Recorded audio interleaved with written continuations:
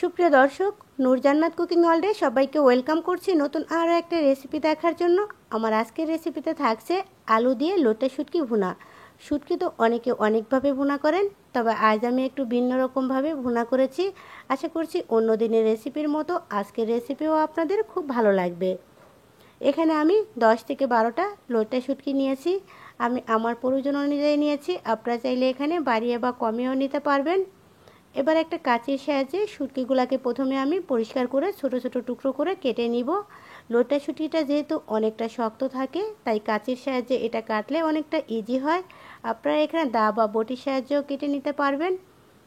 সম্পূর্ণ শুটকিগুলোকেই এভাবে আমি ছোট ছোট টুকরো করে কেটে নিব। সম্পূর্ণ শুটকিগুলোকে কিন্তু আমার অফ ক্যামেরায় কেটে নেওয়া হয়ে গেছে। আর এই শুটকি ভুনার জন্য সাথে আর কি নিয়েছি এক নজরে আমি দেখিয়ে দিচ্ছি। এখানে নিয়েছি আমি 1 কাপ পরিমাণ পেঁয়াজ কুচি, সাথে নিয়েছি এখানে মিডিয়াম সাইজের 2টা আলু কুচি, আর সাথে নিয়েছি ছোট সাইজের একটা টমেটো কুচি। তবে টমেটোটা চাইলে কিন্তু আপনারা স্কিপ করতে পারেন, দিলে টেস্টটা অনেক বেশি ভালো আসবে। এবার প্রথমে আমি শুটকিগুলোকে টেলে নিব, তাই চুলায় একটা প্যানের মধ্যে আমি দিয়ে দিচ্ছি শুটকিগুলো। আর শুটকিগুলোকে অবশ্যই শুকনো খোলায় টেলে নিতে হবে। চুলার আঁচটা মিডিয়াম আঁচে রেখে অনবরত নেড়ে চেড়ে শুটকিগুলোকে ভেজে নিব।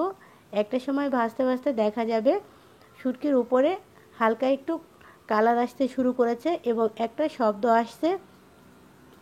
যখন এরকমভাবে কালার আসতে শুরু করবে এবং ঘ্রাণটা একদমই চেঞ্জ হয়ে যাবে, সে পর্যায়ে এখানে আমি অ্যাড করে দিচ্ছি পানি।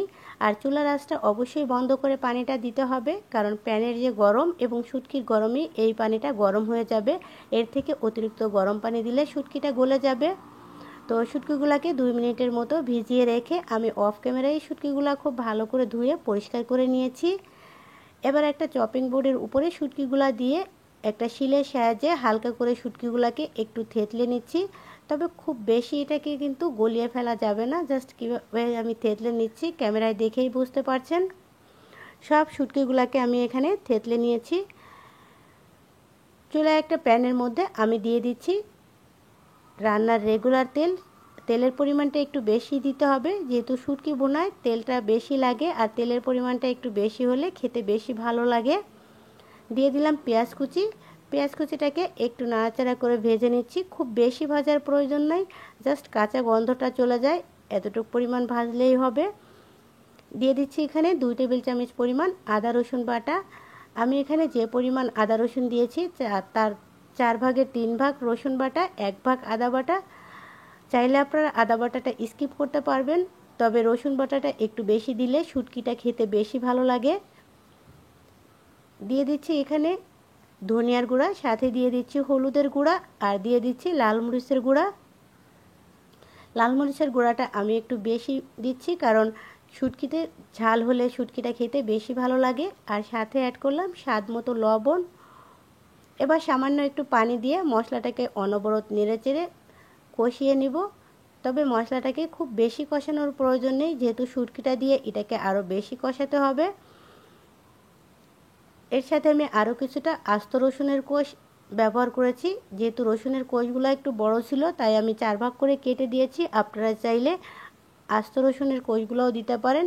এবার অনবরত নেড়ে চেড়ে মশলাটাকে কষিয়ে নেব এবং হালকা একটু তেল আসতে শুরু করলেই মশলা থেকে সে পর্যায়ে এখানে আমি অ্যাড করে দিব শুটকি। দেখতেই পাচ্ছেন মশলাটা কিন্তু কষানো হয়ে গেছে। এ পর্যায়ে আমি শুটকিগুলা দিয়ে দিচ্ছি। আর শুটকিগুলা দিয়েও বেশি কষানোর প্রয়োজন নেই, যেহেতু শুটকিটা আগে থেকেই ভেজে নেওয়া। এবার অনবরত নেড়ে চেড়ে চুলার আঁচটা কিন্তু অল টাইম আমি মিডিয়াম আঁচেই রেখেছি, কারণ খুব বেশি আছে শুটকিটা ভাজলে শুটকিটার পানিটা শুকিয়ে যাবে আর শুটকিটা অত বেশি ভালো লাগবে না।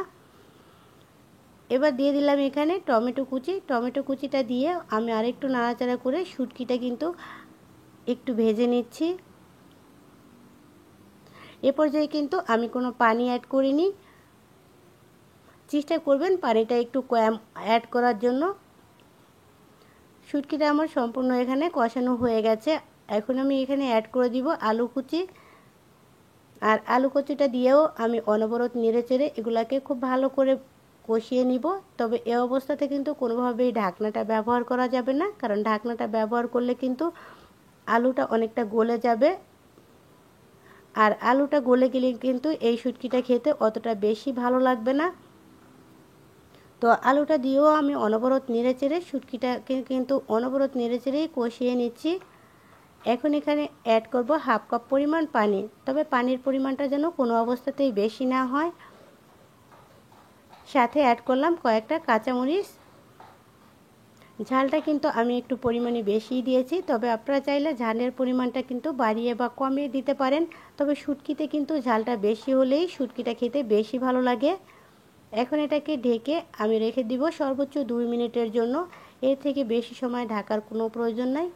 অলরেডি কিন্তু আমি ঢাকনাটা খুলে নিয়েছি, আর বাকি যে পানিটা আছে এটাকে চুলার আঁচটা একদম হাই হিটে রেখেই আমি সম্পূর্ণ পানিটা শুকিয়ে নিতে হবে। আর এই অবস্থায় বেশি নাড়াচাড়া করা যাবে না, তাতে করে আলুটা একদমই গলে যাবে। আর আলুটা গলে গেলে এই শুটকির টেস্টটা অত বেশি ভালো লাগবে না, আর দেখতেও ভালো লাগবে না। তো সম্পূর্ণ রান্না কিন্তু আমার কমপ্লিট হয়ে গেছে। এবার একটা সার্ভিং প্লেটে সার্ভ করে আপনাদের দেখিয়ে দিচ্ছি। এটা দেখতে যতটা কালারফুল লোভনীয় লাগছে, এটা খেতে কিন্তু আরও অনেক বেশি মজা। আশা করছি যারা শুটকি পছন্দ করেন আজকের রেসিপি ফলো করে তারা যদি শুটকি রান্না করেন অনেক বেশি ভালো লাগবে।